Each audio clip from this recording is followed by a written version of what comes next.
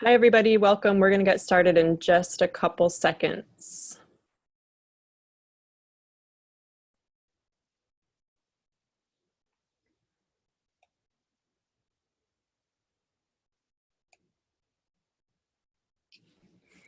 All right.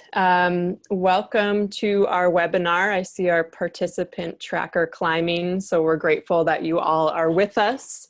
This is the Ending Excessive Sentencing and Punishment in California webinar that is hosted by the California Criminal Justice Funders Group. My name is Adrienne Sky Roberts. I'm the coordinator of CCJFG.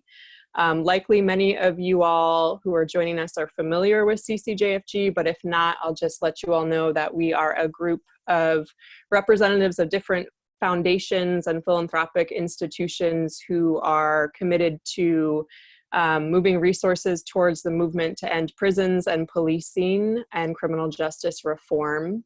We've been around for about 5 years, and the crux of our work is really developing programs like this to make sure that we're building bridges between grassroots organizations, advocates, people most impacted, and the funding world.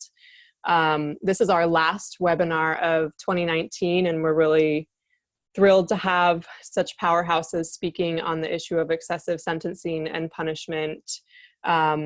And looking forward to our programming next year, which we always like to do in collaboration with our members. So if you have any ideas, anything that you want to see happen through CCJFG, please be in touch.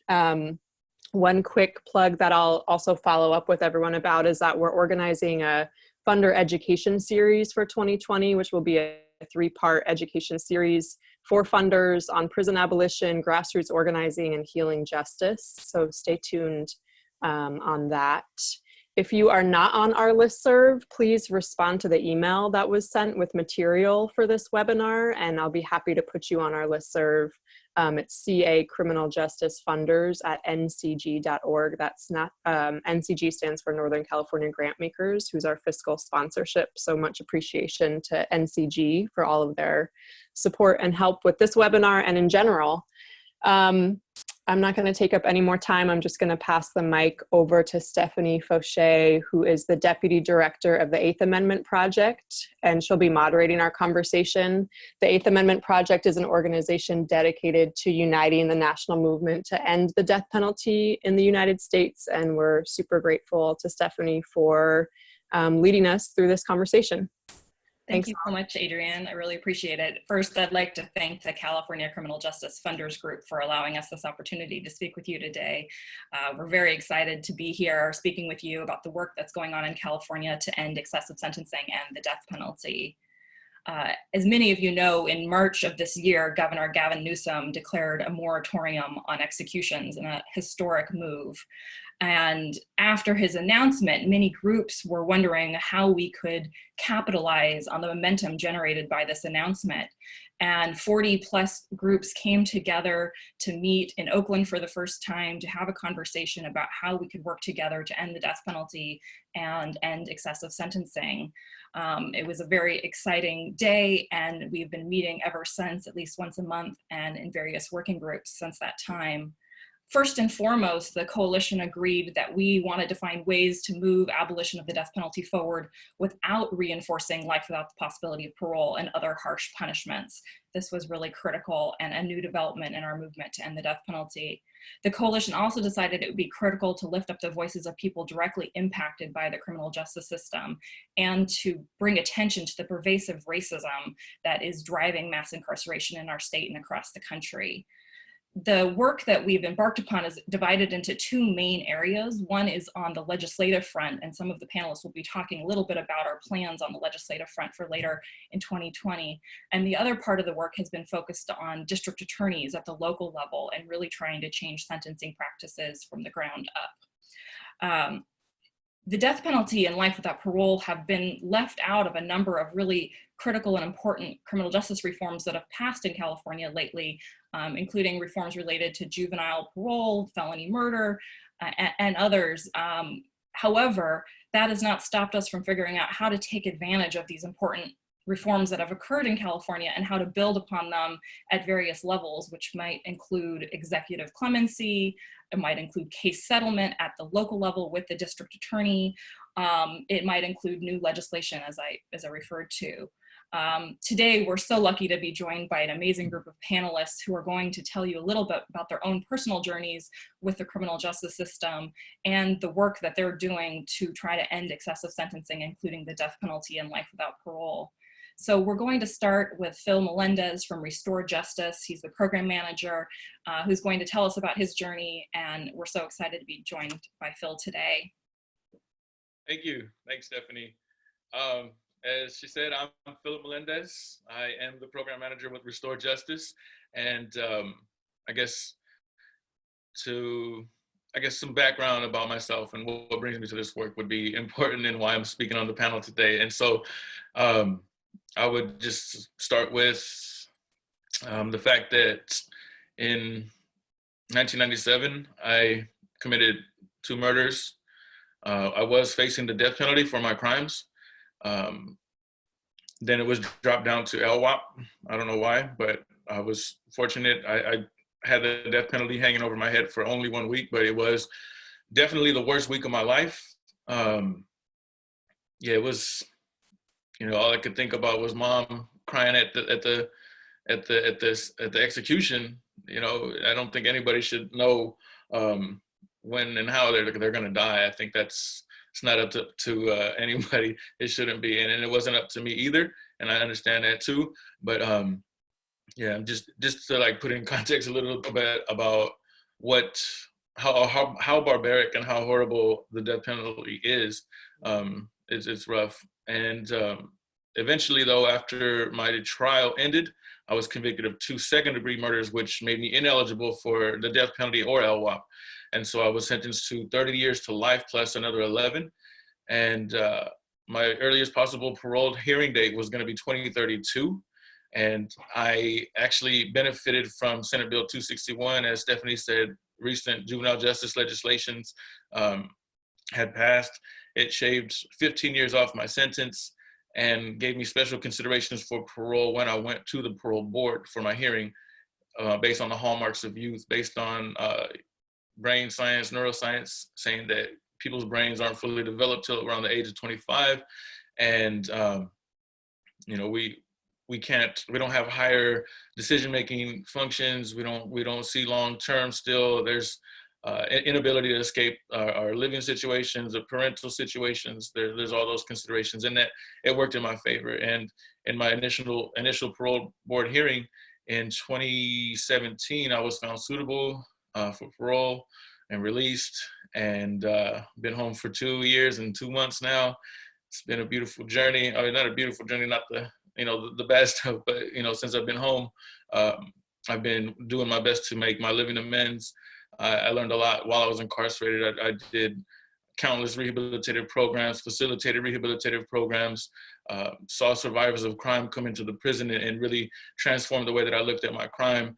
And so nowadays, I am very, very fortunate to be doing the same work that I did inside, where I'm facilitating programs for people in prison. I'm coordinating events that bring survivors of crime into prison so that people can get the same realizations that I did, but also that survivors can get some healing or get some understanding of why crimes have occurred, because some of them, they don't have that opportunity to ask anybody why did you do this?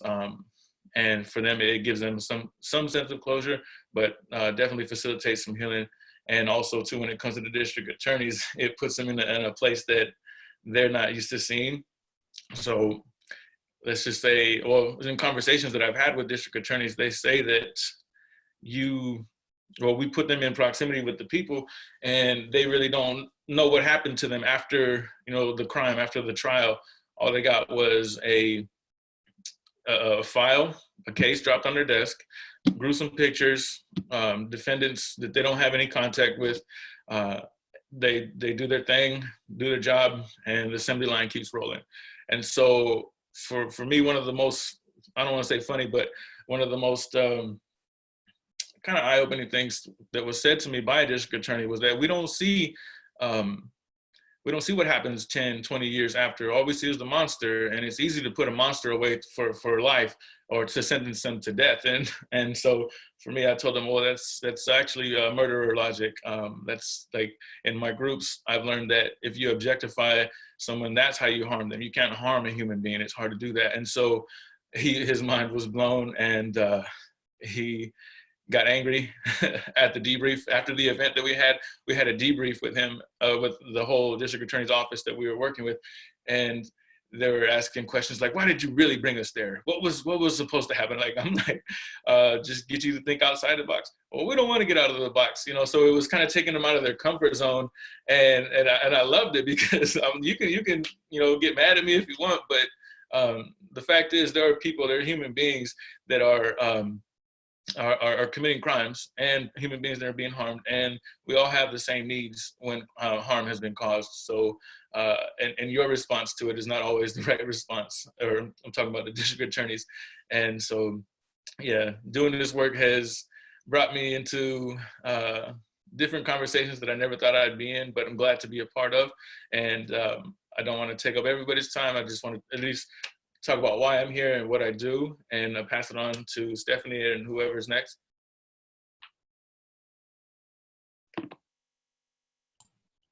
Thank you so much, Phil. We look forward to hearing more from you in a little bit. I want to remind folks who are listening that if you'd like to ask a question, we will be taking questions at the end when everyone has finished speaking, and you can use the Q&A function below to type a question, or you can chat your questions for panelists as we go along, and we'll make sure that we get to them at the end. So next, we're going to hear from Amber Rose Howard, who's the statewide co-coordinator of Californians United for a Responsible Budget. Amber Rose, thanks for joining us. Yes. Thanks for having me. And thank you all who are on the other end, who I can't see, who are joining us to learn more. It's really important. And we really appreciate when people open up your hearts and minds and really listen to the folks who have lived experiences with this stuff, right? So yeah, I am statewide coordinator for Californians United for Responsible Budget. We're otherwise known as CURB. I love CURB. I became an organizer in 2015, starting at a New Way of Life Reentry Project. I was the organizer for All of Us or None in Watts South Central area, as well as Long Beach area.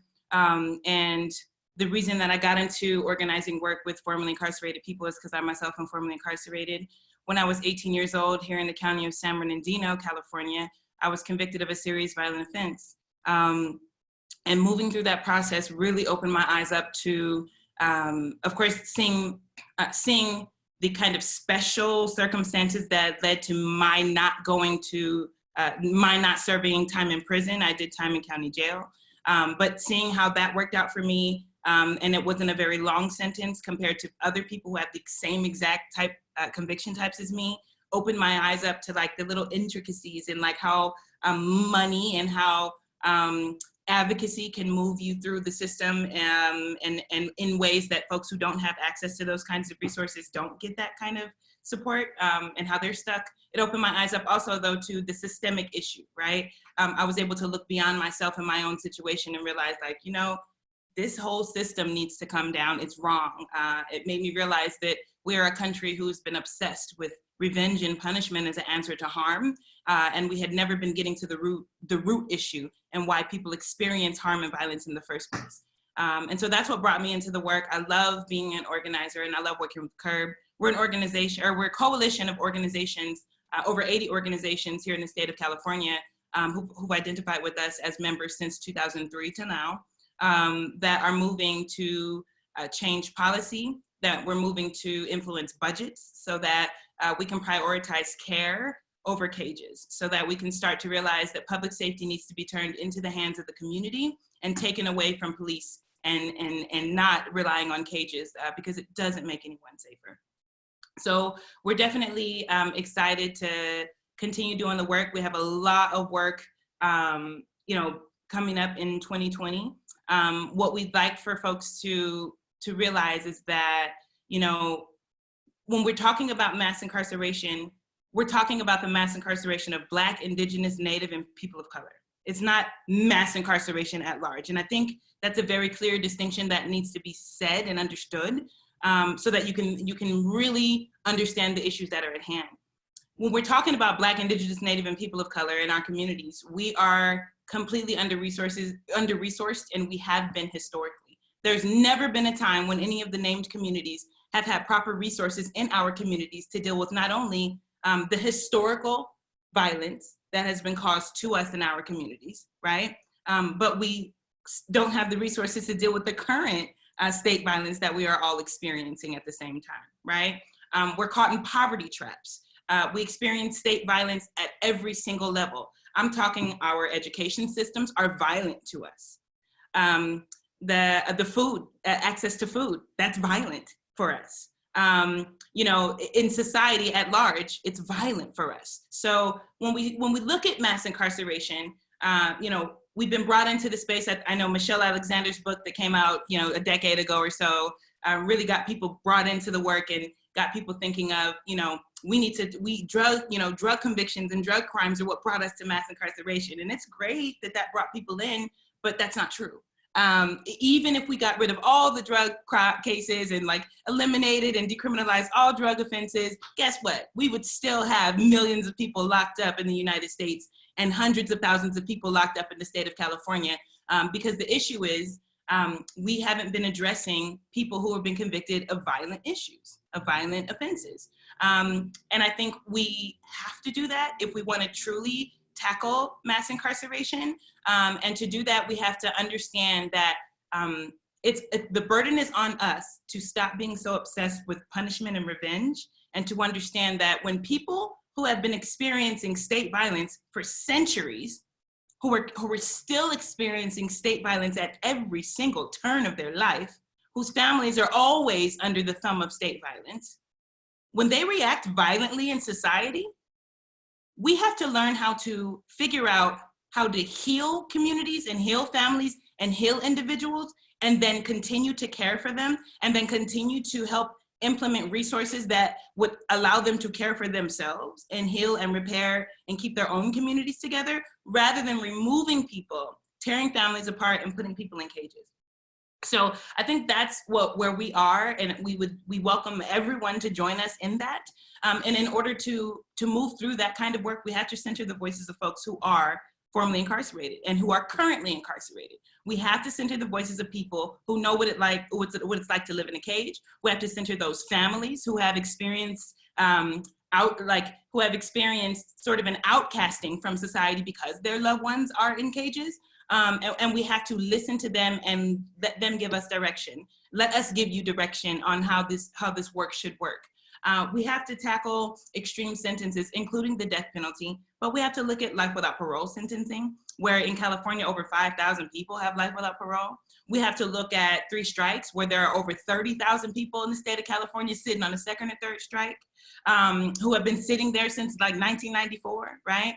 We have to look at sentencing enhancements that are stacked on top of one another that are giving people interim life sentences. We have to be responsible for stop allowing people to die in cages. Our goal is to end death by incarceration. And I think in order to do that, we have to start to pay attention and figure out how to heal ourselves and how to bring healing to communities who have been experiencing violence. The facts are that people change. The facts are that people transform, and the work that we're doing is acknowledging that. And now I want you to think about, if people are transforming like Phil, and I think, thank you so much, Phil, for sharing all of your experience there. Well, not all of it, but a great deal of your experience there.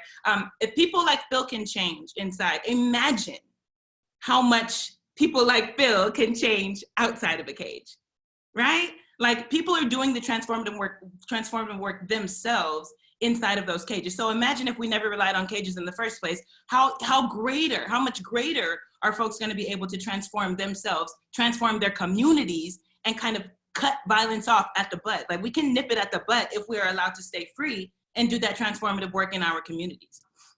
An important thing that we need to think about, of course, thinking about the racial disparities in sentencing, and especially in the most extreme sentences. Thinking about the Black, the Native, the Indigenous, the people of color who are disproportionately sentenced to life without parole, the death penalty, 3 strikes, sentencing enhancements. You know, in California, we have a plan to address that directly. California's United for Responsible Budget is super, super proud to be co-sponsoring some legislation in 2020. It's called the Racial Justice Act.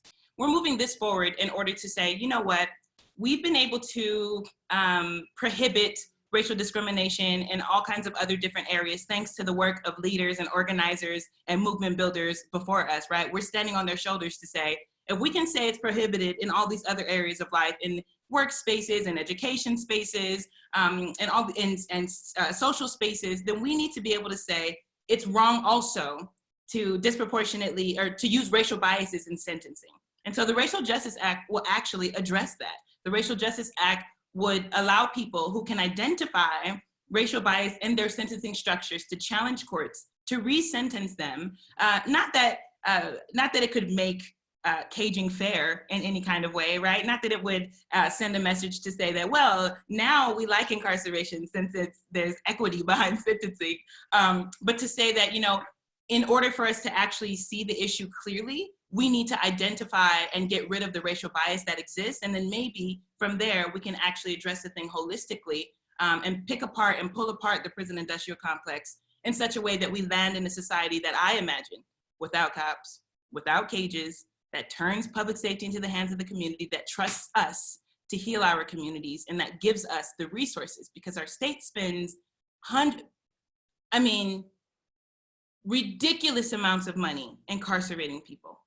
$15.5 billion in the state of California is dedicated to the Department of Corrections. That takes care of their salaries, that takes care of infrastructure, that halfway feeds people, locks them in cages, in cold ass cages, places that are falling apart with no contact, with no love. And that's a waste of money. So we're saying, hey, if we can dismantle this thing, we can shift those funds so that the communities that we talked about that have been historically under-resourced, that have, because of that under-resourcing, not been able to develop properly and transform properly, if we can shift those funds, then we can see the society that I imagine. And I am very long-winded. I will hand over the mic. Thank you so much, Amber Rose. We're very excited to hear more about what's going to happen in 2020 as this conversation continues today. Next, we're going to hear from Kelly Savage, who's the DROP LWOP coordinator for the California Coalition for Women Prisoners. And we're very lucky to have Kelly with us. Hello, thank you. I'd first like to thank everybody for joining us. I think it's really important to look at what incarceration looks like, and it looks different for every individual. When you're talking about life without the possibility of parole, you're talking about what it looks like today to be in a sentence that tells you you're going to die every single day. There is no hope. There is no justice in how it looks. I was serving life without the possibility of parole for 23 years, a little bit over, in Central California. And when I was there, I was able to speak with many, many individuals that were first-time offenders, that had multiple co-defendants, that they were accountable for their part in the crime, but their part does not equal the sentence they received. Because as we said, you have district attorneys who they have a case in front of them and they're just looking for a conviction. They're looking for a promotion. They're looking for what that next step in their career may be, not am I supporting that victim and that victim's family and making sure that justice is served in a case, because that's what they went into the career for. Sometimes that gets altered. And so as I learned what it would be like to live in a system, I learned that at a really early age. My mother was incarcerated my whole life. So I had been in and out of the system for many, many years. With that, it didn't change what I believed about the system. It actually helped me want to do something absolutely different than what I was seeing. And that was look at why incarceration was happening, look at why people were making the choices they made. And most is based out of trauma, out of need, out of desperation, out of hurt, and out of anger. And anger comes from the hurt. And so I was able to say, okay, what are we gonna do differently? And how can I make a difference right where I'm at? This is where I'm going to live until I leave in a pine box, as you know, Davis and many other governors kind of reinforced for the population for so many decades, that nobody was leaving and nobody was going to have an opportunity to do better unless we did it for ourselves. And with that, I was able to work with a California Coalition of Women Prisoners to look at what our conditions were like, whether it was medical, whether it was basic sanitary needs that should be provided in a women's institution, but wasn't. It wasn't something that you could gain access to unless you pushed, unless you created ways to force staff to actually do what their basic job was. And so I learned early that I had a power that was different than I knew before incarceration. My crime is a domestic violence related crime. And I was trying to get out of an abusive situation, but unfortunately the shelter was an hour away. The closest shelter was an hour away. And so they couldn't provide services. With that, when they told me they couldn't provide services, it was just one more place that had failed me in a pattern that had happened my entire existence. Officer after officer who had reported to my home for abuse growing up always said, just don't do it again, and allow things to be. So once again, I was in the same predicament because that's what happens in poor communities when you don't have basic resources to get help. I lived in a town that didn't have a taxi, a dial-a-ride, a basic bus. Greyhound came every other day. And I was trying to get on that Greyhound, and unfortunately, it wasn't quick enough. And so the system said, not, hey, this is a clear situation where we can see you were taking steps. They said, how can we prosecute both individuals? And so that happens a lot. When you look at what somebody's sentence is, you're looking not only at their culpability in a crime, but you're looking at the other individuals involved in the crime and their culpability as well. And so you're supposed to basically be a individual who can read minds and understand that these are steps that people are going to take in their life, and you're going to be dragged down with them. That doesn't happen.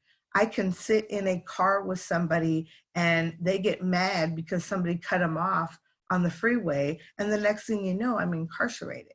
That's possible. That happens every day to somebody involved with people who are like them in that poor community, who have hurt and have anger and have frustrations, and they take it on others. It doesn't mean that it's right or appropriate. It means it's a fact of life that is happening today because we're not healing those individuals that are hurting from early childhood on. And so with that happening, we're looking at a system we have 208 LWOPs right at this point. We are luckily blessed to count one more released and one more on her way out. Yes, which is absolutely fabulous news because we've made a little bit of change with Governor Brown and now Governor Newsom. But with that, that's only 200 women that we're talking about that are dealing with trauma with the largest women's institutions in the entire world. And so we're talking about trauma piled upon each other at all times. And so we looked at, for the California Coalition of Women Prisoners, we looked at several different areas, including medical, and looking at the needs of an incarcerated female and if those needs were met. And we know that most situations, they're going to spend thousands of dollars to rectify situations for the men because there's more men, but it doesn't mean the needs of women don't exist or that they shouldn't be addressed in the same manner. And so that's what California Coalition started doing. And then they started looking at so many major factors that needed to be applied. We needed to have some reform because people were being sentenced and extreme rates in a very short amount of time. In a couple year period, we went from having a few different options on how somebody could be sentenced to life without the possibility of parole and the death penalty to from 6 to 18 in a few short years. And when that happened, we learned that not only was somebody being incarcerated for somebody else's crime or their behavior or their conduct, but we also realized that we were incarcerating children at an enormous rate. The basic number when somebody is incarcerated serving life without the possibility is 19 years old. So I'm not saying that everybody isn't culpable for their part in a crime. I'm culpable. I shouldn't have had that gentleman whatever he is. I shouldn't have had him in my existence, but I did. Because of the years of learned trauma, I learned that that behavior was acceptable for me. So I'm not saying I'm not accountable and I'm not responsible. To serve time means you lose every ability to be a basic human. You don't have the right to ask for basic medical care, basic hygiene. You don't have the right to ask for foods that could potentially be healthy enough to keep you alive. You're not afforded those opportunities. They're giving you foods to make you want to sleep. They're giving you foods to make you want to lay around and gain weight and be unhealthy. And the reason is it's less cost, because even though they're being provided and the funding is so extreme, they want to use the least amount of money. And in order to do that, they provide the least amount of care in every area. And so those things had to change. And that's what California Coalition started with. And then they realized that in order to make real change, we needed to look at both men and women. And we started working with both to see what it looked like to look at the number of people that are incarcerated as humans. What does that look like? Who are they? And what are we going to do to make their lives a little bit better? In any way that we can. How can we support them to apply for clemency and to apply for options of different bills that are going into play right now? When we look at an enhancement that Amber Rose spoke about, we're talking about serious enhancements that someone's doing an extra 20 to 50 years on a 2-year sentence that society has decided this is the sentence somebody should have for this crime, but the enhancement is so extreme. And so how we can make those changes is educate them on bills that actually apply to them so that they can receive the relief that they deserve to have and make the system at least a tiny bit more clearer and a lot more fair. Because at this point, it's not a system of checks and balances. It's a system of mass incarceration, throwing people inside and then saying, okay, fend for yourself or make your families fend for you. Because most families have to provide for basic needs because that's the only way a person can build themselves. We want to see healing and we want to see some restorative justice take place. But in order to do that, the person has to feel like they can meet their basic daily needs and build themselves up. It's hard to do when you can't even provide for basic needs.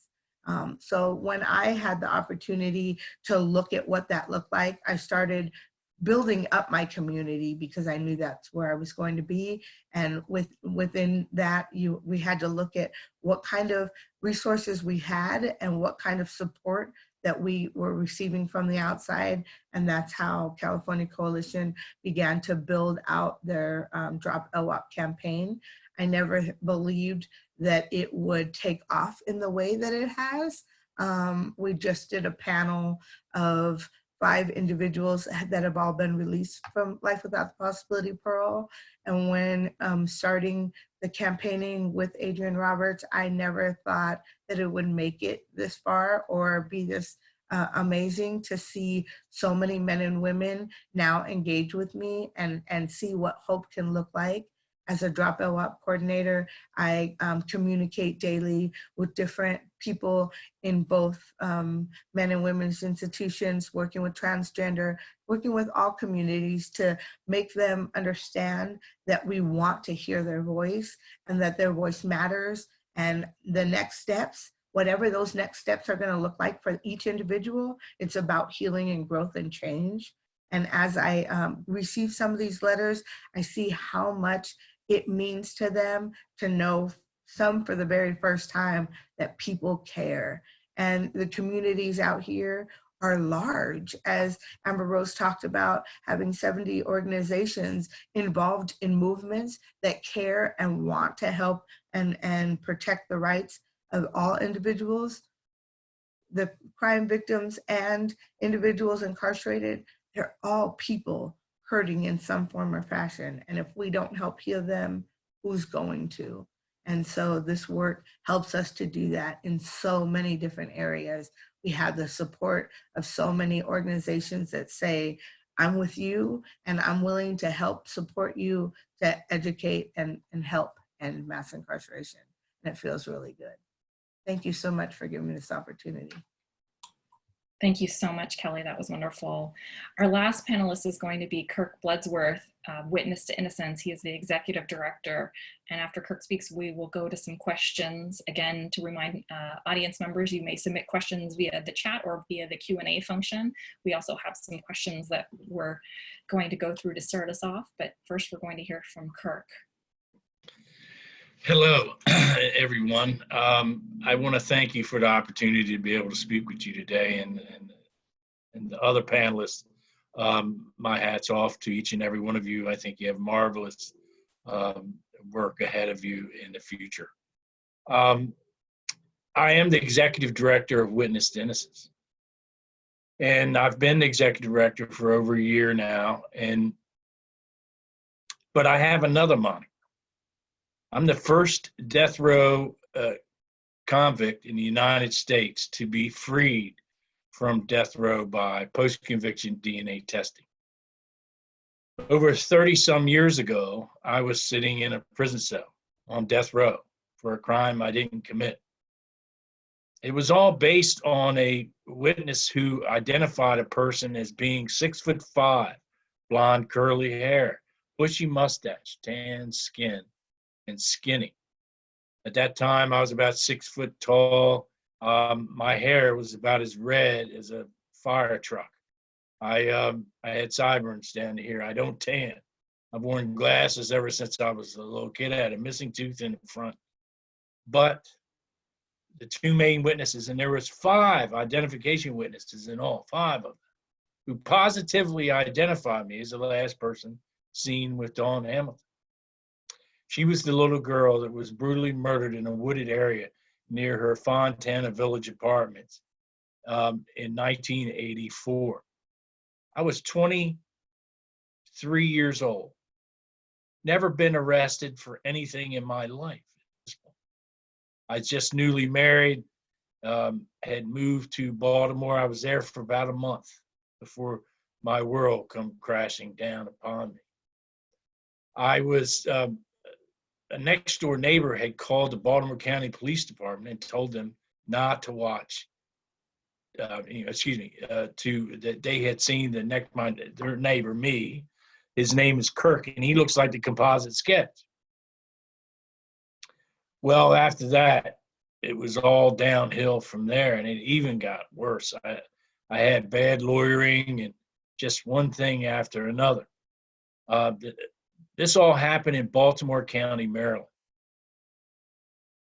I didn't know anything about the criminal law at 23.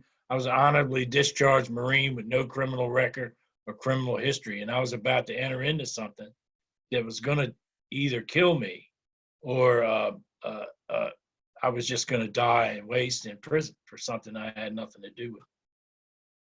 The trial lasted about 2 weeks. Everybody came there to the jury with less than 2 hours.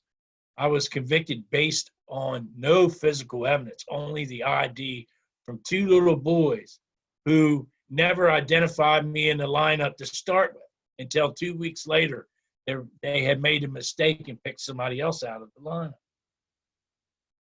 Baltimore County Prosecutor's Office was adamant about my guilt, told everybody, well, we might have made a mistake or two here and there, but we're not mistaken of who it is. Well, as it turned out, the judge, the two trials I had, and the entire Baltimore County Prosecutor's Office and the Baltimore County Police Department were all dead wrong. As it turned out, in the end, the real killer, this was 19 years later that I helped push to find this person, was 5'6" and 160 pounds. We get it wrong a lot more than we get it right. And I'm not even sure if right's the right word for right in the criminal legal system, because there is no justice. So there was something that really bugged me from the beginning. This was about 27 years ago when I first got out of prison in 1993, and now I was in my 30s. I had no idea what to do with my life. I was a commercial fisherman on the eastern shore of Maryland, where I grew up there in the Chesapeake Bay, catching crabs and living my life. I thought that the only way I was going to make a living or do anything was these two hands of mine. And that worked fine. But there was one problem: the death penalty. It kept bothering me more than I'd ever imagined in life. People were going to death row based on circumstantial evidence. And some evidence, I have to tell you, in my case, was ridiculous. But they were trying to say they proved. They didn't prove anything. As it turned out, I had read a book about DNA testing. A first person who ever convicted of a crime was in England, in Narborough. His name was Colin Pitchfork. Out of that book called The Blooding, written by, I'm trying to think of the man's name, it eludes me at the minute, Joseph Wambaugh, who wrote the book about the blooding. And it detailed the whole thing about, from start to finish, how they figured it out and all that stuff. And I knew that I would find my way out of this mess by this DNA, and we could prove who did the killing. Now, back to the death penalty. Nobody should die in this country. The death penalty is one of the most horrible sentences that we have on the map. We kill people like China, Iran, Iraq, and all these other places. And we can do a lot better than taking a person's life. So about 15 years ago, an organization called Witness to Innocence, and I've been a member ever since. It was developed by Ray Crone, who's an exoneree from Arizona, and Sister Helen Prejean. Most of you might know who she is. And she's a very good friend of mine. And I had read her book, Dead Man Walking, and we were all opposed to this. And she said to me, and she said to Ray and others of us, why don't you go out and speak about what's happened to you? Witness to Innocence is the only national organization that is led by exonerated death row survivors and their family members. We empower these men and women to become more effective leaders in the effort to abolish the death penalty. Everywhere we have went, and I had to write this down because Connecticut, Delaware, Illinois, Maryland, the state that I was in, it took me 20 years and all of us from Witness to Innocence, but we wound up abolishing the death penalty there. New Jersey, New Mexico, Washington State, all these places that we've been, we came from 4 votes last year of abolishing the death penalty in the state of Wyoming.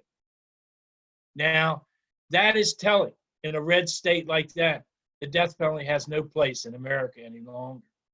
It is a foolhardy sentence that will get someone killed. We have 166 people in the United States who have been found innocent, completely exonerated on death row in America, with a prison population of 2.3 million, and Witness to Innocence and its members and our board have steadfastly moved forward in our efforts to abolish this unfair sentence. I remark about, my story is not unique. You can look on the Death Penalty Information Center and see the other 165 individuals and 2 women who have been on death row and have been exonerated, innocent. So what we do, we step out and we step out of our comfort zone. You're talking about a person that, not unlike the other people that have spoke here, talks about some of the most horrible things that's happened to them in their life and try to talk to stakeholders, legislators, and all these state groups and people in the that can really do something, whether it's any state level in Maryland. We lobby to abolish the death penalty. We have done that every single year for as long as I've been here. Just recently, and I left it out of here, the state of New Hampshire, and we just won that last year. And it just took us 20 years to do it, but we got it done. Witness to Innocence is in every walk we can make. These men and women stand alone in these things. And so we decided a couple years ago, well, why not start talking to prosecutors? We should talk to the people that they're the ones that make the charges against all of us on this call. They're the ones that make the mistakes, and they follow blindly by a police officer's opinion about something, or they're just a view of a case and not looking at everything. As it turns out, in my case, and this is why we need to abolish the death penalty. It turned out in my case that there was a police report that came in 8 days before I was arrested about a suspect. Remember the man I told you? He was not 6'5", he was 5'6" and 160 pounds. He was totally against everything their theory was. And had they went back and looked, they did not. They did not check. If they'd went back and looked, they would have found that the real killer of that 9-year-old child was a man who had prior since he was 11. Had been in and out of institutions. But that is what happens in the criminal legal system. Sometimes, a lot of times, you don't get justice. And I think for Witness to Innocence, we started this new program called Accuracy and Justice, where we have a panel of 3 exonerees and 1 facilitator that happens to be a lawyer. We've went to prosecutors' offices like Marilyn Mosby in Baltimore and Larry Krasner in Philly, right here in Philly, and several others in San Joaquin in California. We just left there with all them folks down there in October. We did a workshop there. Washington State, who turned right around not long after we did that, and the judges of the state had abolished it, found the death penalty to be unconstitutional. Now, I think it is just plain wrong to execute anybody in America.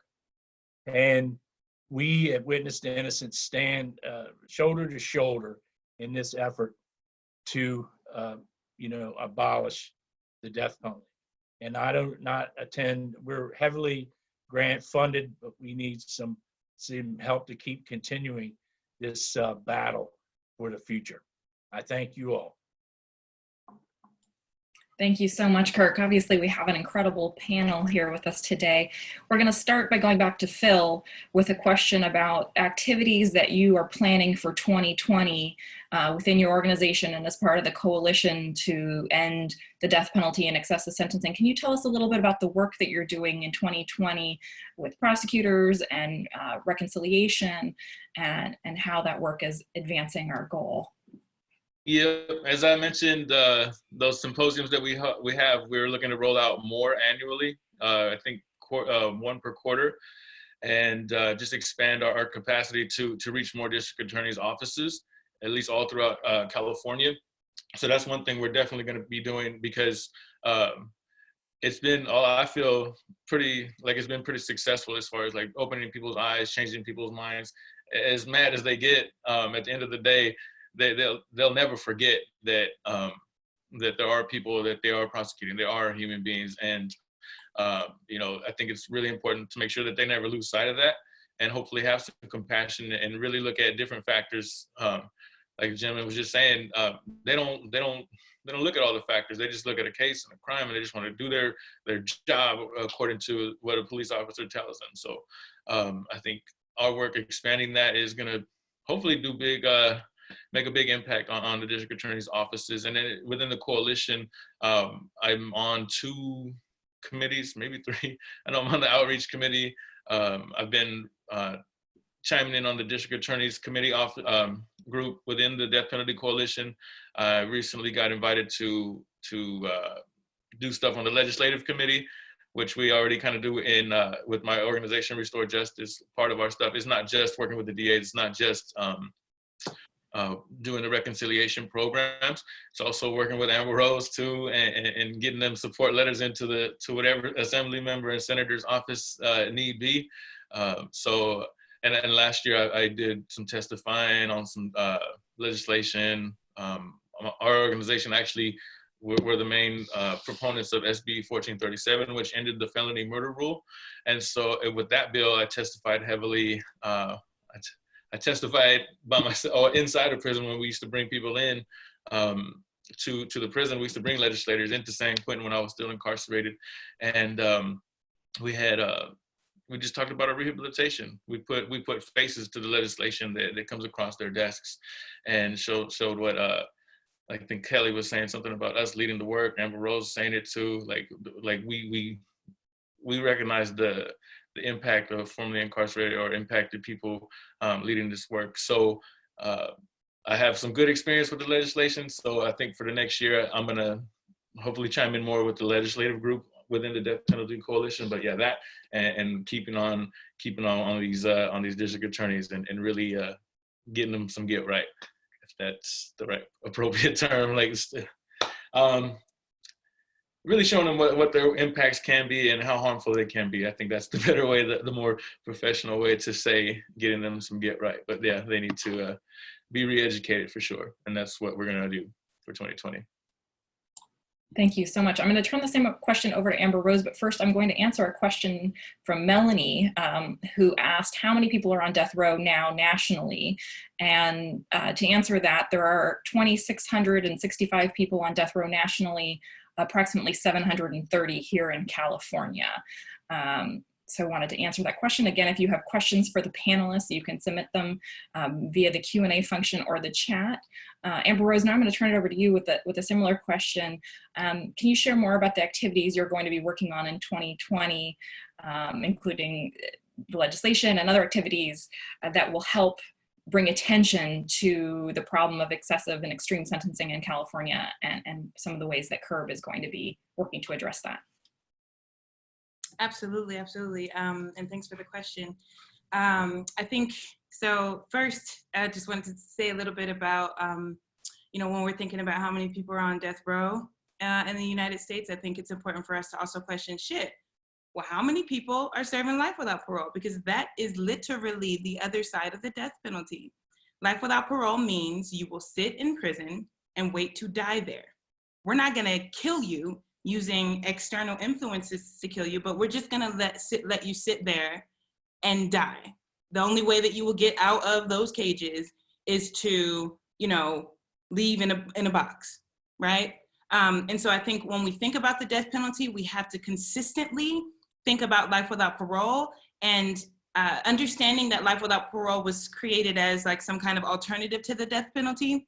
We have to stop that thinking and realize that it shouldn't exist either. If we're going to move to get rid of the death penalty, we need to be simultaneously moving to get rid of life without parole sentencing. And I'll let Kelly, of course, talk a little bit more about the goals of the campaign of LWOP, but I think that's very, very, very important to recognize. And I would hope that all of our partners who are working to end the death penalty will start to share our language and pick up our messaging, so that as we're talking about death penalty, we are talking about life without parole.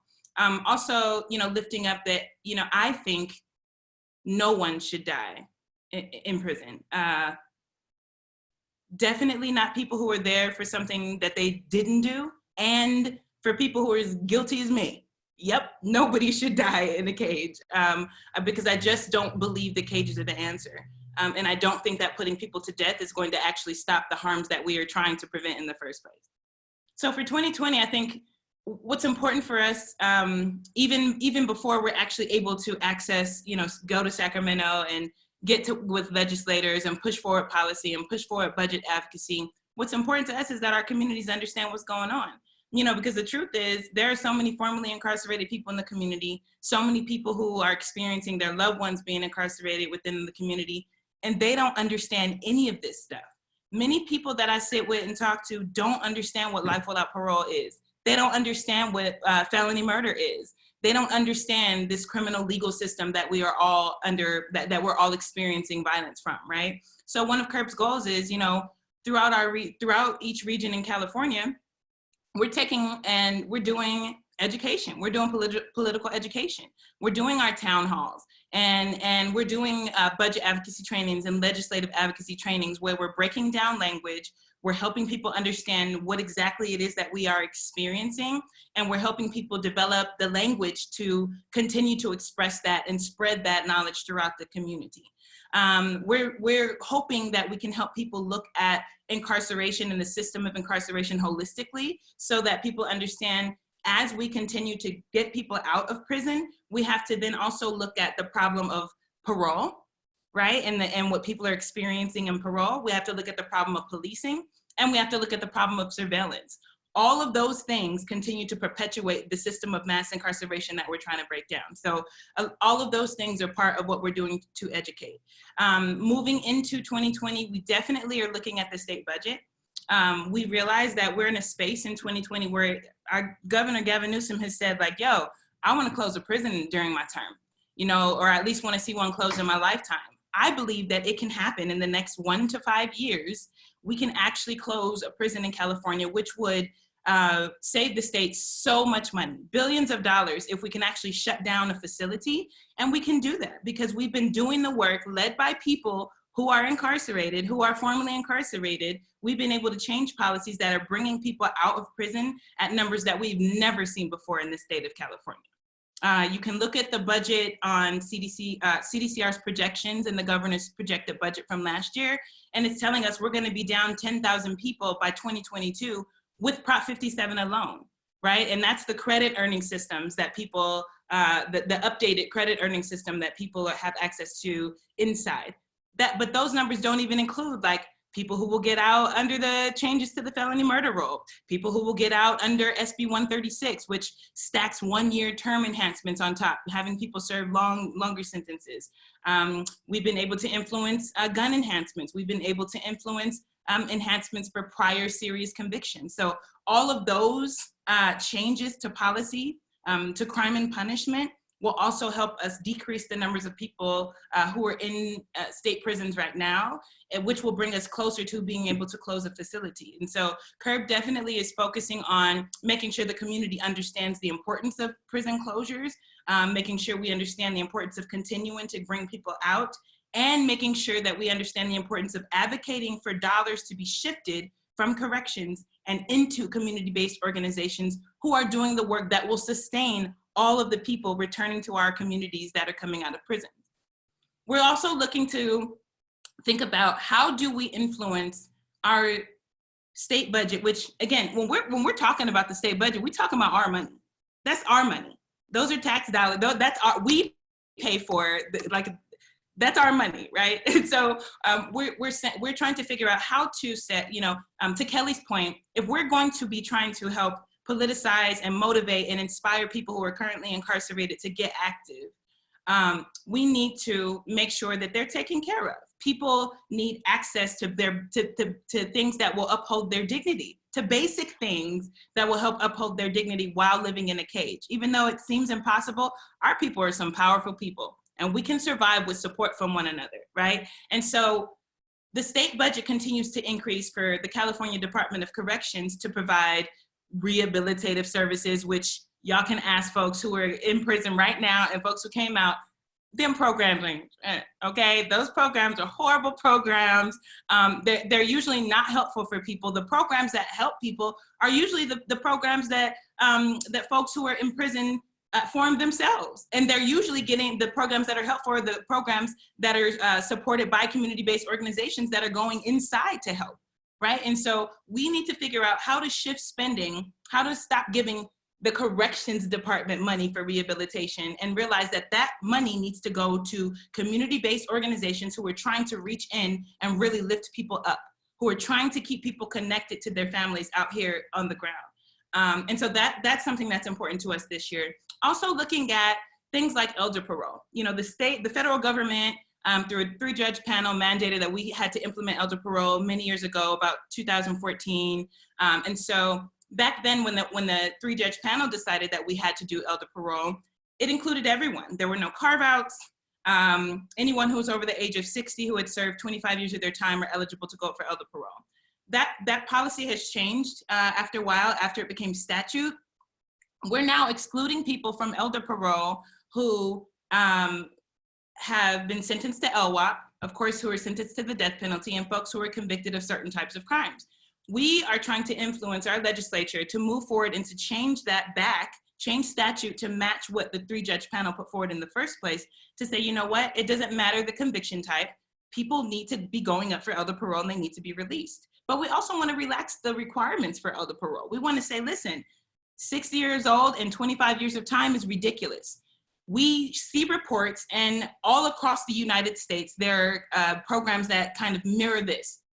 After 50 years old, after serving 15 years of your time, you should be eligible to go up for parole. And if you're denied, that parole reconsideration denial period should be shortened. Stop telling people they're denied and then tell them you can't come back to parole for 15 years, 10 years, 7 years. We should be giving people an opportunity to come up every 1 or 2 years, you know, because we know that people can transform within that time if we give these community-based organizations the resources that they need to help people face that parole board, and to give people the confidence that when they get out, we're gonna be here for them, right? And so we're trying to influence the budget in those kinds of ways so that we can continue to bring people out. Legislation, I talked a little bit about the Racial Justice Act already, which is a super important bill because, you know, it can impact so many people. When you think about the racial disparities, and when you think about racial biases across the board, we understand that there are intersections there, right? Black folks who, if you think about all of the systems of oppression, and you think about Black folks, Indigenous folks, Native folks, people of color, they're the most oppressed people in each kind of group of oppression. So if we're thinking about gender justice, guess who faces the most oppression? Black people who are experiencing gender injustice. If we're thinking about all the other kinds of isms, sexism and ableism and all of those oppressive systems, we can identify that Black people, Indigenous people, Native people, and people of color are experiencing the most harm in each of those like subgroups, right? And so I think the Racial Justice Act will open up so that we are identifying the harms that people have experienced in their sentencing and allowing them to challenge courts and really calling out racism in a way that hasn't been done in the state of California, especially when thinking about incarceration. So that's a really exciting thing that we're moving forward this year. But also, you know, and I'm like, also, Curb and Curb's member organizations are really thinking about, you know, we've been doing some really, really, really great work over the last, you know, 5 to 7 years. We've seen a lot of victories come in policy and policy changes happen. But guess what? A lot of times the state and the California Department of Corrections fall short on implementation.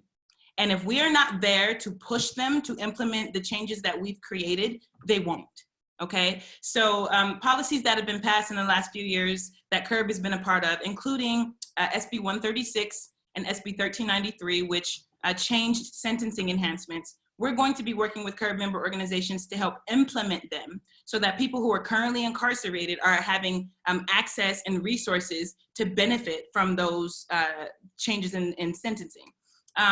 There's also AB 965, led by Curb member organization Initiate Justice.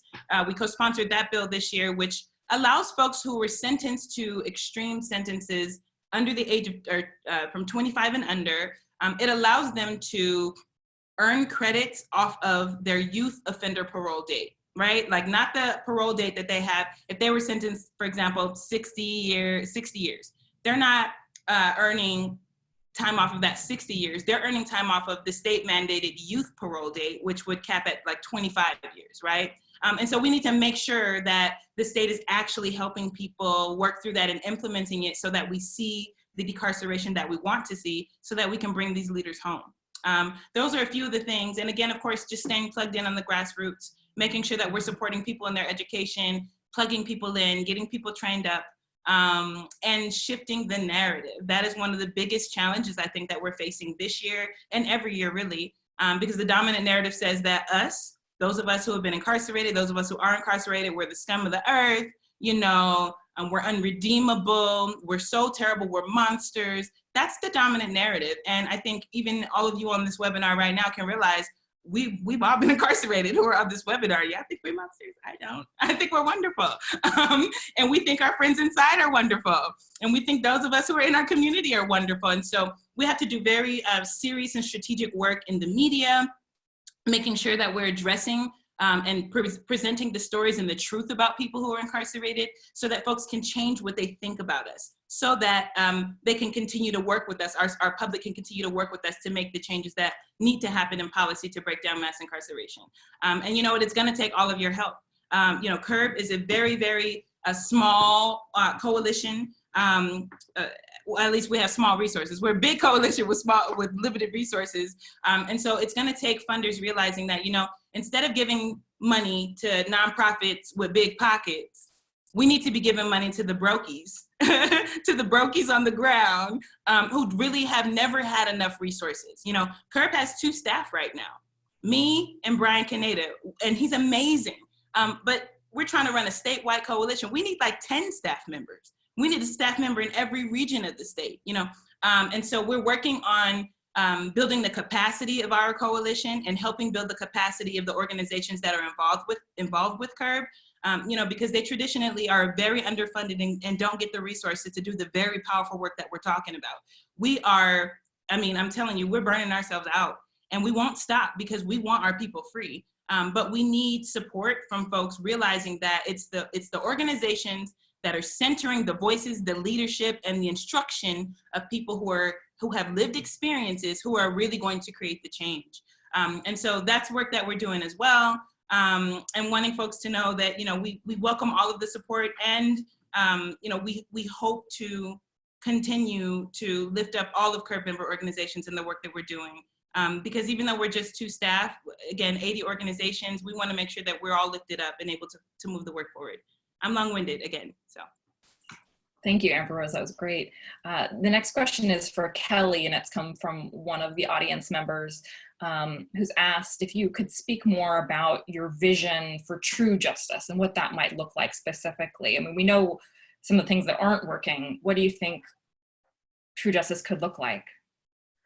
So thank you very much. That's a good question. So in all honesty, I think we look right before somebody is getting released from prison, we look at what their life was like and their crime was like and what their thought process was and how they've changed right before they're being released. Instead, if we looked at what they are like and what they went through and where they are in their trauma, everybody experiences trauma in life. It doesn't mean that everybody commits a crime or is involved with someone who does, but everybody has experiences that affect the decisions that they make. And if we looked at that before we decided on a sentence, on a conviction, or even, you know, on how we deal with a minor in the system, if we looked at that beforehand and kind of really examine that in a different light, I think we would see a different, less incarcerated state and more healing justice, kind of trying to figure out how to help someone. I think also, you know, doing a complete revamp of all incarcerated individuals to see where they're at and what they're doing. One of the policies that are now affecting and giving hope inside is called 1170D, and it looks at what your behavior is while you're incarcerated. And so if somebody has made life-changing decisions to do better and be better, they're, kind of acknowledging that in some courts. It all depends on who you are. If you're an LWOP that's still in a questionable state, obviously nobody on death row is being considered, which is unfortunate because everyone has an opportunity to change and grow. Nobody is a horrible monster their entire life and can't grow and have potential. They may not realize their potential because of their trauma and their abuse, but it's still within every individual. Nobody is unredeemable. But taking those steps to find something different and see if they've done the change that is required to be a part of society. If they're in there running, as we said, CDCR doesn't provide adequate stability or basic needs when it comes to rehabilitation. The individuals inside create that. And so it was a blessing to see how many people I could influence in a positive, direct manner when looking at domestic violence or healing justice or grief, end of life care. Those are just a few of the groups. Anger management, a few of the groups that we helped create and we fought hard to create inside. And I am just one of thousands of, whether it's someone serving life without possibility of parole, a lifer, a short-termer, that wants that change and growth. Nobody walks into the system and says, okay, let's party. It's difficult, it's hard. It's heart-wrenching on family members and friends. We're looking at what can we do to change and make ourselves better. So when we come out, whether we committed that crime or not, when we come out, that we're a better, productive member of society. Because that's the ultimate goal for everyone, is to live free. No one telling you where you can, what you can eat and where you can even stand, how high or short your hair can be, what basic clothing you can have. It's a freezing environment, but you have bare minimum needs that are being met because you can't provide for yourself. And so no matter where you live, I think about different states like Colorado that's in the snow and they're not provided with basic needs. Up at the northern end of California alone, that has to be scary and difficult to be in an institution where I can't even get enough blankets just to stay warm at night, but I must program. I must do the things that I need to do. And that's what they're doing, whether it's working on a fire crew or working in a kitchen somewhere. People are making the changes. They're not just sitting around in incarceration and doing nothing and watching TV. It's what people believe about incarcerated individuals, but that is truly not the case. People are fighting every day to prove to themselves, let alone society, that they're better and doing better. And so even with felony murder, you have people coming out of incarceration within days of court hearings, and they're like, wait, I'm back in society, and this is the steps I'm gonna take to show you.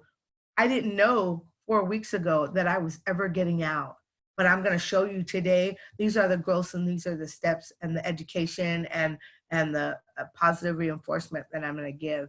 So it's happening. The system just doesn't see it happening.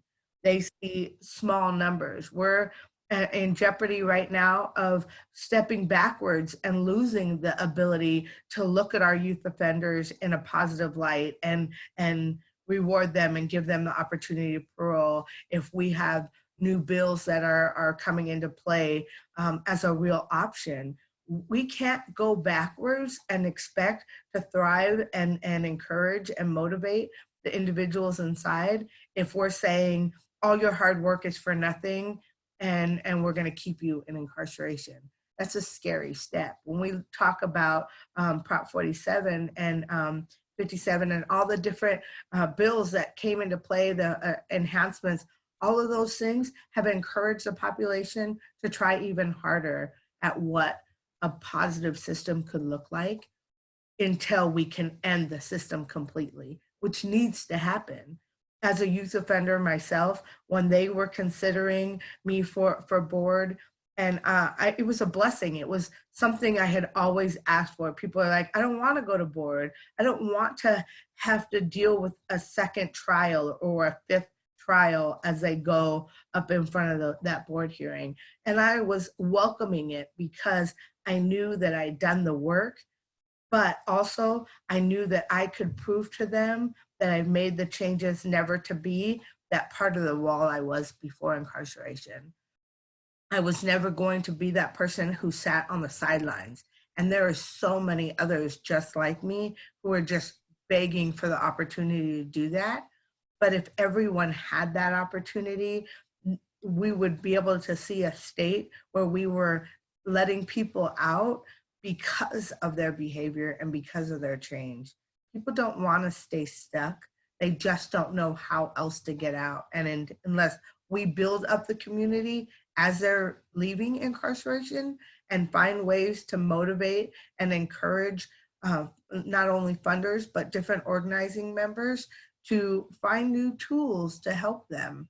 That's how we're going to get a system where we make it a little bit more of a playing field, because right now they're being beat down before incarceration, during incarceration, and then as they're trying to get out, they're being beat down and told that they're still not doing enough or they're not good enough. If you tell those youth offenders in 6 to 9 months that, you know, we've lost this fight to keep the juvenile bills the way they are, we're going to plumage the hope and the drive in those institutions. And that's a sad state of affairs if that happens. As we look at what our movement is for the future, for the Drop LWOP campaign and encouraging and motivating people, we're not just talking about the walking death row individuals serving life without the possibility of parole. We're talking about people who are now being sentenced to 100 years to life. We're talking about 70 years to life at 80 years old. A person 80 years old serving a 70-year sentence because a gun was used in a crime and they're not the perpetrator of that crime. It was just their home. And their loved one committed a crime and now they are forced into incarceration. That is another death by incarceration system. So luckily we have the governor looking at options, as well as Governor Brown started a movement so that it's not just life without the possibility of parole individuals leaving. We have serious major changes happening with that hope component. We're giving them an opportunity with anything that we're doing, whether it's our strategy sessions, our rally on March 9th in Sacramento, in order to motivate and encourage family members. Most family members were silenced during trial systems, that they don't feel that they have the right or the ability to speak on behalf of their loved ones or even on their own. Those individuals are now learning through the Drop LWOP campaign that their voice matters and that we care about what they have to say. And we want to support them to encourage their loved one and help motivate. Because if we're not doing it, who's going to? If we don't work on the systems to change the systems, nobody's going to change it, because it's a money-making machine. It's an industry. It's not about crime and punishment that they claim it's supposed to be. It's not safety and security. The most violent places you have is in an incarcerated system, where every day you're put in a position to be either bullied or abused or become that bullier because you can't meet your basic needs. It's not that people want to participate in illegal behaviors. They're forced into systems where they don't have any other choice but to either bend or control. And sadly, that's what's happening in the system, because we don't have ways to provide for ourselves. It's an industry that is making the money to provide for the incarcerated individual. They're just not providing those basic needs outside the incarceration state. So we have to look at how to change that incarceration state to a true rehabilitative state, where people can learn and how to heal so that they can get out. Thank you so much, Kelly. Now, my next question is for Kirk. California has been on the forefront of many criminal justice reforms, but it's failed to abolish the death penalty over the last few years, very narrowly at the ballot. What are some lessons that we can learn from other states? There's been 9 states that have ended the death penalty in the last decade or so.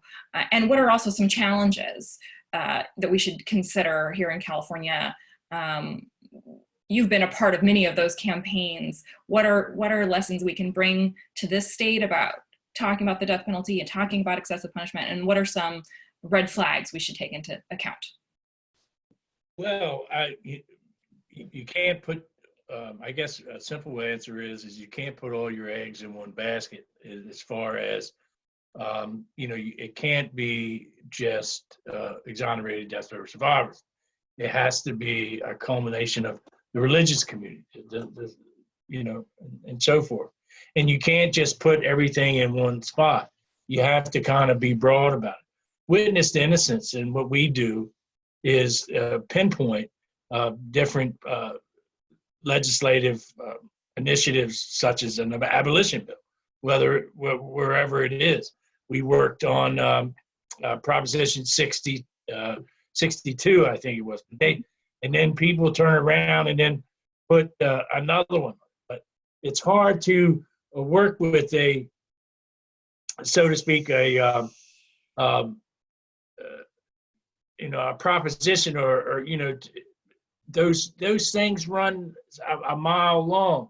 And so you have to really try to, because somebody's going down to Proposition 1 to get to 62 or something. I think we have to figure some of that out and really start advertising and telling these stories in an open atmosphere to a larger audience.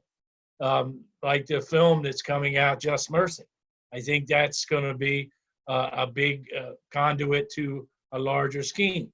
There's plenty of documentary films, but by themselves, they really don't do it. And you have to come together with one voice in this matter, whether it's like all of us, if it's Eighth Amendment Project or it's anybody else, NAACP, anybody that's getting together, we have to have one voice. The religious community, we have done the clearing of the ground. The chaff is to the side. It's time now for everybody to stand up as one and get this thing accomplished. A lot of times people get complacent. Back in the day when I first started doing this over 20 some years ago, we would grab the lower hanging fruit, as it was called. The death penalty was on ready to fall off the vine, so to speak. And all we had to do was just go there, do our regular talks and whatever, and it would happen. It doesn't work that way. You have to be committed to a larger sense that the death penalty is not effective. It's racially biased. It is every other disparity you can possibly think. I've sat on death penalty study commissions and found out even more things over the years, and just convey that message to the stakeholders. And that's the people that make the laws. Like Governor Newsom, for example, he heard one person. This guy, when he was as a younger man, Governor Newsom heard about this innocent man that him and his, I'm not really sure about all the story, but that affected him, is why he shut it down. And so we have to continue with that. The other thing too, and I think this is very important, is we have to have, start clearing these rows out and really start. The death penalty it's had its day. It lost a long time ago. We've had a death penalty for 500 years, and it hasn't saved a soul in America. It hasn't saved anybody. There's nobody that the death penalty saved. You can't save anybody if you're only giving it to certain people. And, you're giving it to the poor people, the black people, and these folks that don't have a dime or a donut to eat or to give someone. You have to maintain that kind of, the narrative has to be right at them. And you know, and for me, it's telling my story to lawmakers. And I've been doing it quite a bit over the last 20-some years. And, you know, that's what they remember. It's the stories that we're all listening to right now that convey the message. But, you know, we have to be able to get there.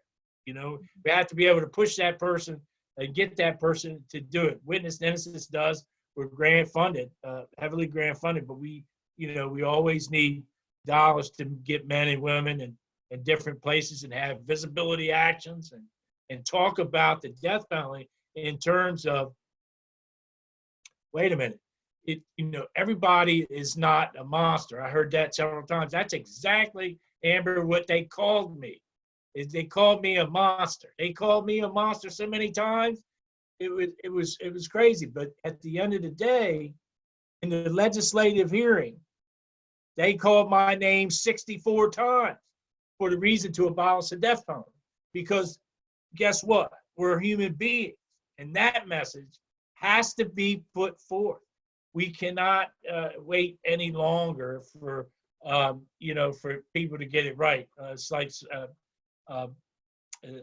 Kelly just spoke about. We got to do it ourselves, and this is the way to do it. You have to confront these people in a way that they can listen to you, and by your story, and then decide that the death penalty is not a way to police your citizens, and you shouldn't be killing your citizens to start with. I talk to people this whole idea of the worst of the worst is an oxymoron, and we're the oxys riding the moron.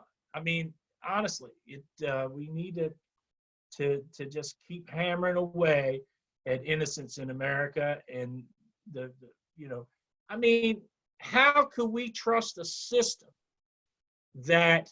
So, for instance, there was a lady, and she was a forensic scientist in Massachusetts. Totally just devastated the whole world by over 20,000 cases. And she just made it up, She got 5 years for what she did in that event. She was falsifying DNA records to put people in prison. Now, I don't know about anybody listening to this, but we can't have a criminal justice system that's about convictions over justice. That's why I call it a criminal legal system, because there is no justice, and we have to get it straight. If we don't, it's just going to totally get worse. Now, the good news is the death penalty is slowing up, but we have to keep the pressure on and not let it continue. Stephanie. Thank you so much, Kirk. The power of the personal story really, I think, is the takeaway from that. And, Phil, you wrote an op-ed recently about your personal story and connecting the death penalty to life without parole. How do we talk about the death penalty without reinforcing the idea of life without parole and harsh punishment? How do we, use the human story to talk about sort of an alternate vision for justice? So as far as human stories or just personal stories, they're definitely connected. I think everyone on the panel just now, we're speaking on changing the narrative and basically public education, to just like sum it up, right? And so those personal stories, they relate to just understanding of people who are serving LWOP, who are sentenced to die in a cage. And also too, you got to understand that a life sentence, like I had 30 to life, some people have 70, some people have 300 to life. Some people have 7 to life. And that's one thing that people don't understand, is that when you have that life on the end of your sentence, you could die in prison. I know a guy, he was sentenced to 7 to life, has been down for 40 years. And, he can die. He can really die in prison. He's old now. And I hate to say it, he just might, because of political issues, of just racial issues, or even people putting each other over another, like saying, like with these carve outs where they say, oh, You can benefit from this law unless you kill a cop, or you might be considered for parole, but the fact that your survivor or your crime victim was white, that's a real thing in California. I've seen it many times. So telling those stories and having people understand that's really important.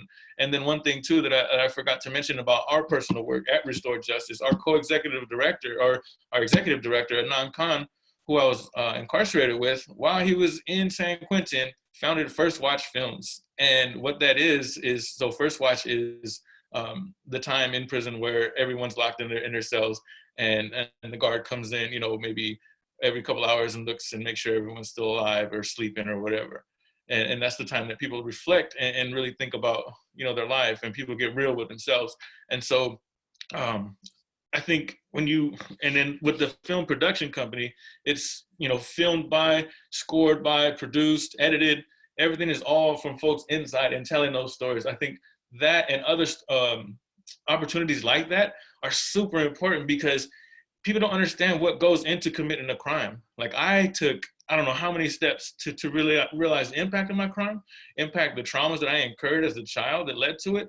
I took, like I said earlier, many programs that taught me about toxic masculinity, environmental influences that is making me eligible to come home and teach that. For one, reach back to the prison, because you gotta always reach back to the folks that you left behind.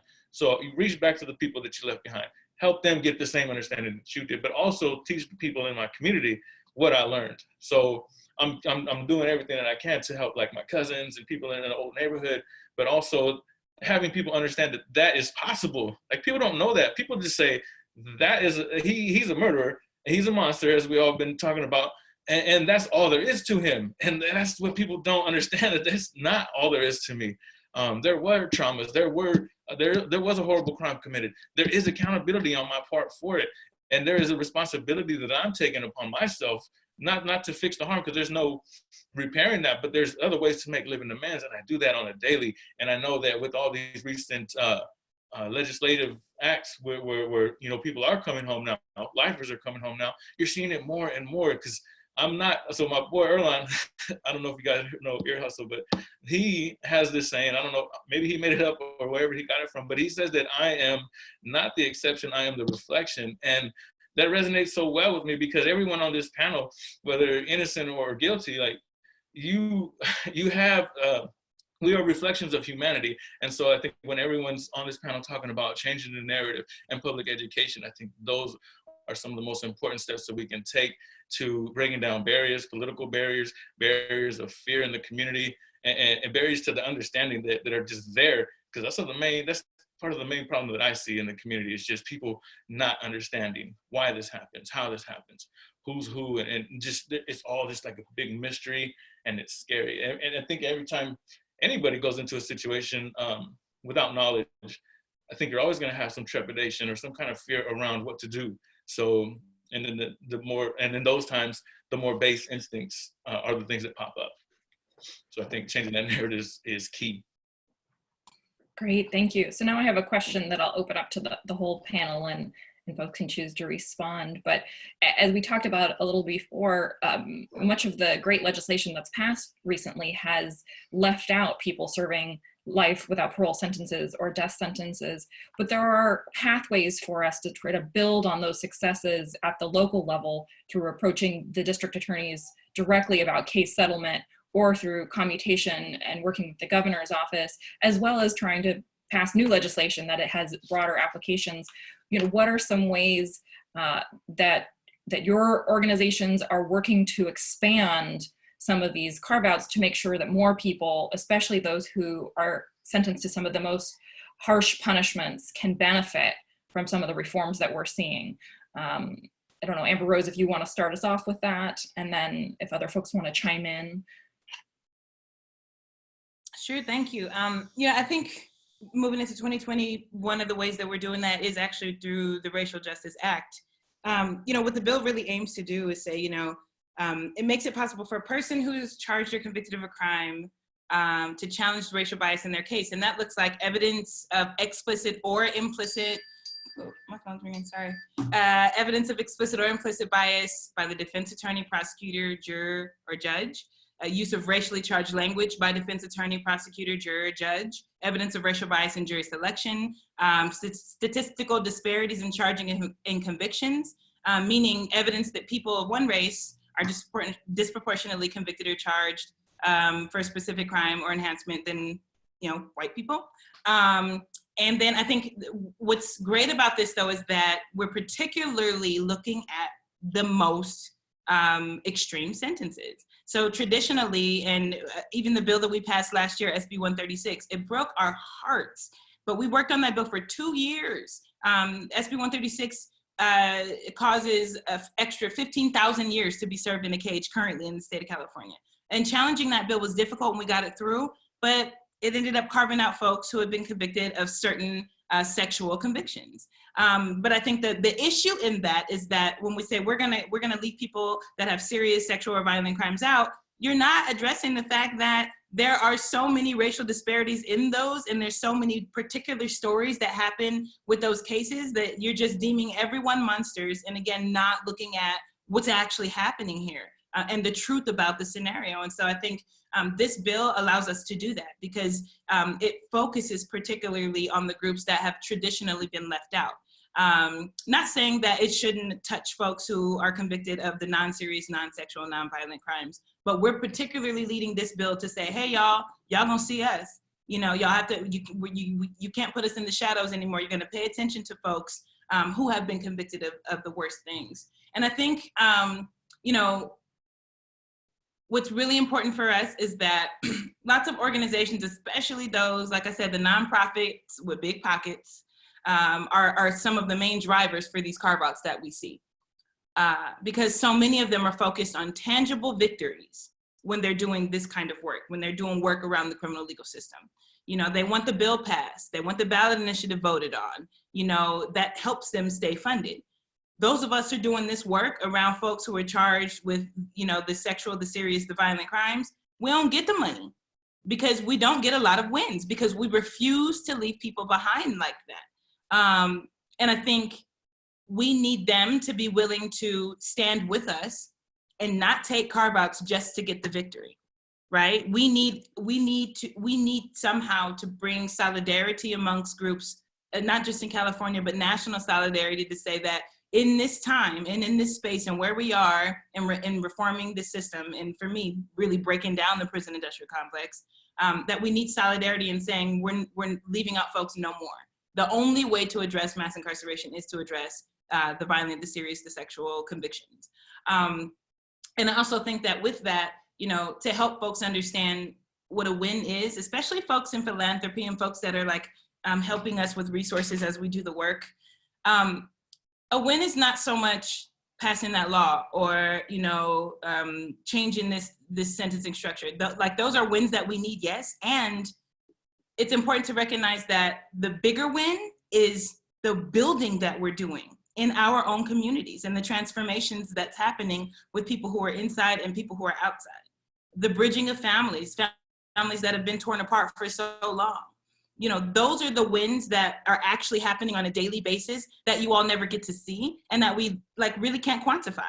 We can't put that in data to say, we've connected this many families or, this amount of people have been transformed. That's work that happens every day. And those are where the big wins happen. And honestly, that's what gets us to those tangible victories without leaving anybody carved out, right? And so recognizing that when we're funding folks and we're asking folks for victories, allow yourselves to understand that we're not always going to get that victory, especially if we're not going to get the tangible victory, especially if we're doing this really tough work. Sometimes it's going to look like you're going to have to just pay attention to the fact that we're doing the transformational work, we're doing the grassroots work, we're doing the political education, and lifting up our communities. I think that's really, really, really, really important. And I also think it's important as we're doing this work, because folks who do the work that we do are not traditionally funded as well. It's important for philanthropist groups and other groups to think about who is incarcerated on your crew.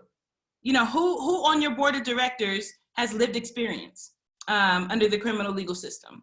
who out here, your boots on the ground, who are finding the organizations to fund, how many people do you have employed that are formerly incarcerated? Some, you know, maybe it looks like finding someone yourself and handing your job over, or at least expanding your budget so that you can bring people on who have that lived experience, who can help you, inform you on which groups that need the funding, that are doing the work that we're talking about. You know, we don't expect everyone, like, if you haven't had lived experience, we don't expect you to get it. But guess what? We do expect you to understand that it's your responsibility to bring folks on your team who have had that lived experience.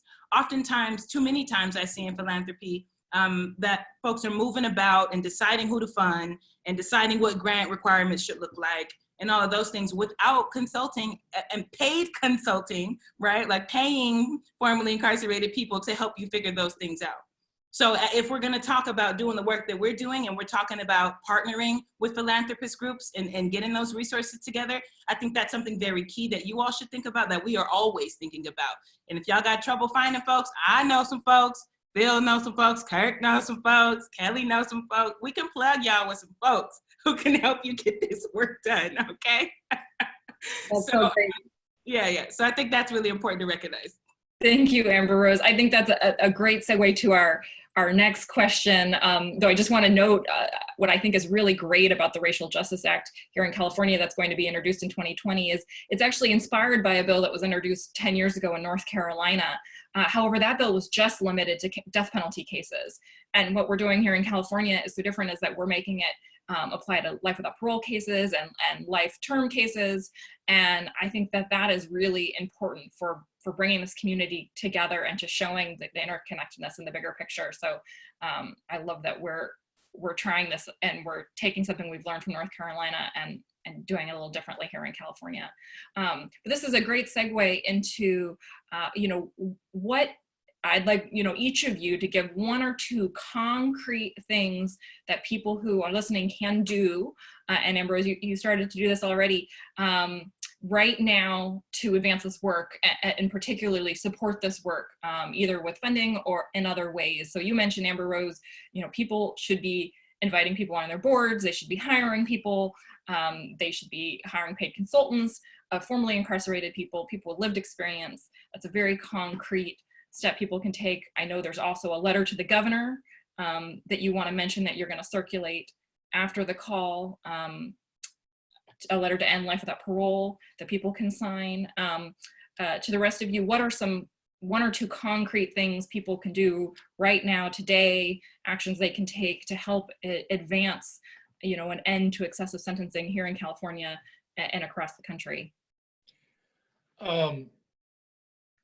I would like to just say that, when Governor Newsom came out with the moratorium, we were, you talk about lived experiences, Amber, and it's true. There's an old, there's an old joke that goes like this. I could stick my head up a bull's butt and get a look at a good steak, but I'd rather take the butcher's word for it. And that means that the people who have suffered, these individuals on this call right now, the folks that are still incarcerated under the sentence of death, that could be innocent sitting right there right now. And we believe that there's several. We don't even know how many. And for us, it's going to be to continue telling these stories. In California, we're going to keep pushing. We're going to come back out there and talk to these prosecutors and try to change the way we are talking to each other and talk to these people. I'm not there to beat some prosecutor down. I might want to, but I might not, that's not the way you're going to do it. You got to sit there and try to get them to convey a message that, well, maybe we should start a conviction integrity unit. And there was only a few of those a few years ago. Now there's more and more coming out all the time. And just because of these conversations we have with these people and about the systemic problems involved in wrongful conviction. And so it's in my opinion that the death penalty has to go. We've had enough of it, and so is a society. You know, we're not going to incarcerate our way out of this problem, and we certainly aren't going to execute our way out of this problem when less than 1% of society is the ones that get executions. And I think it's a sad commentary, but witness innocence is standing by. We need, we're about 60% grant funded, but we constantly need funds to get our men and women out there to speak at these venues. And we give them a little stipend to go. And, we have about 50 active members within Witness to Innocence. And, death row exonerees are happening all the time, along with regular exonerees. And so we just want to be able to continue letting folks know that the death penalty is a bad decision, no matter what you put about it. I think we stop playing God and be real human beings that we are. Thanks, Kirk. And in addition to supporting witness innocence, which is critical, I think if folks know a district attorney personally, you can encourage them to invite witness innocence to the office. They do an incredible program with district attorneys' offices, not just about the death penalty, but about accuracy and justice throughout the criminal justice system, and encourage them to invite that program into their office. San Joaquin's done it, Santa Clara's done it.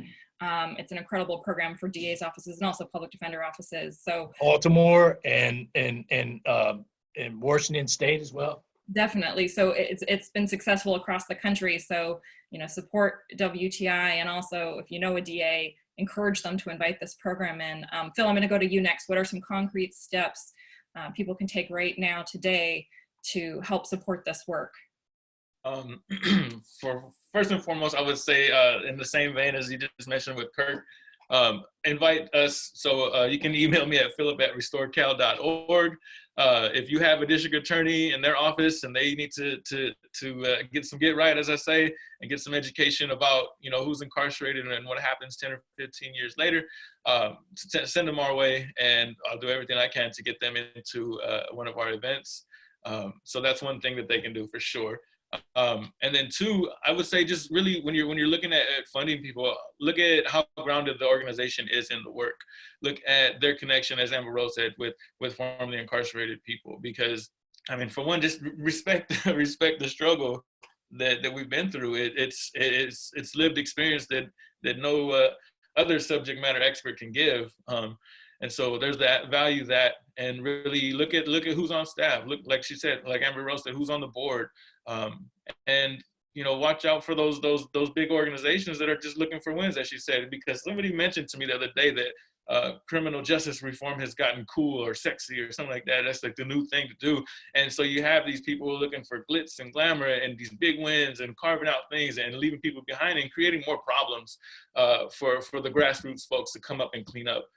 Somebody said on another panel I was just at this weekend, it's like, don't build something that you're going to have to tear down. So look at that organization and what they're doing, and are there policies that they're pushing in line with what true justice reform looks like. And I say justice because that's what we're doing. Yes, it is. The judicial system is definitely absent of justice now, but we are striving for justice. So look at each organization. Are their principles and their values and their mission and their goals and their past wins, are they really aligned with justice? And I say that is something that they can really do that would support the work. And then once you make that evaluation and deem them to be like snake oil people, then look at the real folks and fund us, and just like really see what we can do and see what the formerly incarcerated, currently incarcerated, system impacted people can really do. I think that's some of the biggest ways that you can support the work, for sure. Thank you so much. And Phil's been a part of an incredible program in San Joaquin County with the district attorney's office there. And I'm sure we want to see that in all the counties across the state. Kelly, the question goes to you.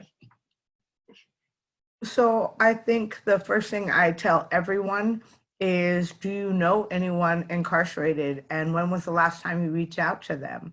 Because that's a basic level thing that everyone needs is human contact with the outside world, and that builds so much. But I think with our organization, our Drop LWOP campaign has really blossomed and given us an opportunity. We're doing the rally in March.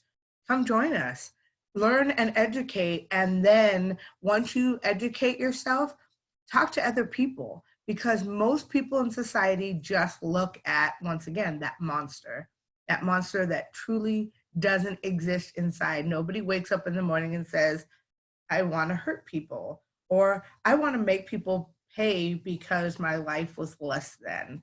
People don't do that. They're looking at, how can I make my life better, but I'm so stuck, I can't reach above the tiny hill, let alone to reach the mountain, and the mountain is getting out.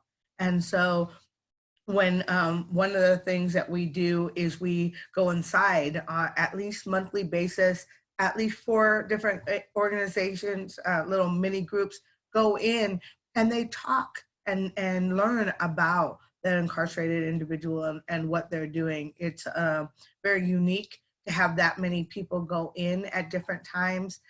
We want to branch out and do more because it's important to know their voice and know what they're going through.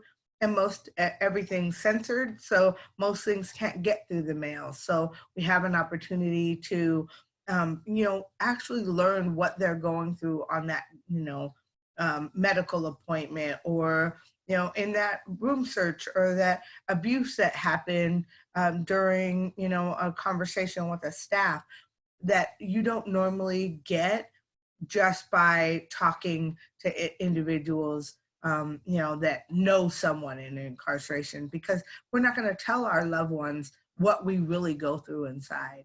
But we can use those activists and those individuals who care about movement and care about restoring society to what it should be, loving, caring, supportive environment.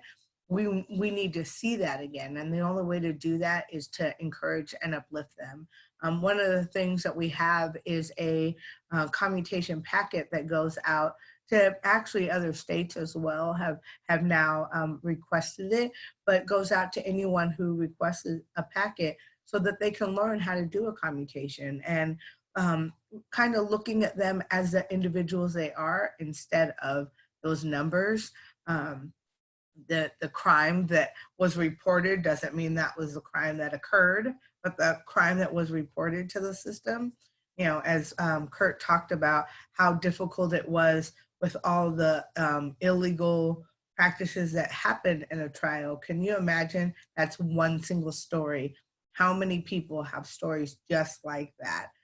And so it's not about what somebody's done, it's about how it's presented to a jury who doesn't know any better and just want to go on with their own lives. That's the truth of it. So how quickly is that going to happen? And so it's looking at so many factors. We work with Amber Rose really closely to make sure to educate and motivate each other. We meet and we have calls every, technically weekly, but every month, technically weekly, every month that you could join and learn a little bit about. Come down to the office, send an email, and we can send you a packet of information on what we're working on, and looking at who the individuals are that are incarcerated, not just the numbers that we think, because this is just a few people who are a part of the campaign right now to drop LWOP, and we want to make that bigger. And we want people to understand that there's so many things that we need to change, but it takes voices, not a voice. And right now we're just little voices hoping to make a movement. Thank you all so much. And I just want to add, for the 8th Amendment Project, which is a national organization focused on uniting the movement around ending the death penalty, that we are involved in a collaborative funding process that includes 10 individual and institutional funders, and we welcome anyone to be part of that process. And what we do is we help support grassroots organizations across the country. There are 30 to 40 organizations that get grants from this funding table that happens once a year. And we invite anyone who's a funder to find out more information about that process. You can email me and we can share with you. It's an amazing experience to hear about the work across the country and the context, and to fund grassroots organizations around the country. These are small organizations that don't typically get a lot of attention or resources, that we're trying to direct resources to, groups like Witness to Innocence and those on this call. So invite you to be part of that and learn more about that collaborative funding process from us and any of our funding partners. So we're at time today, and we want to thank you again, and we want to thank the California Criminal Justice Funders Group for allowing us to have this discussion. We're so glad you were able to spend this time with us. We'll be sending a follow-up email with contact information so you can find out more how to support each of these amazing people and organizations that are doing this work, and we can share updates with you in the future if you would like that. Thank you for being part of this discussion. And I know Adrian will be following up with you. And there was also a recording made today. So if you know of somebody who would benefit from hearing this presentation, please do share the recording link with them so that they can watch this presentation if they weren't able to be here today. I know we're very close to the holidays. We appreciate you so much. And we're wrapping up now, and just want to say thank you from the bottom of our hearts for supporting this work and for hearing us. Thank you. I think Adrian's going to end the meeting now.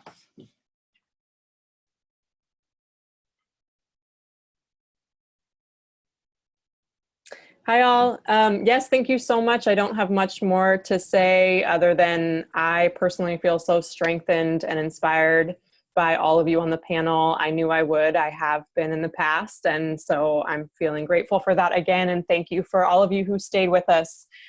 We will be following up, including with a survey of your experience of the webinar, because we always want to be meeting our members' needs and staying accountable to the grassroots. So thanks everyone, take good care, and more freedom in 2020. Happy holidays. Thank you. Thank you.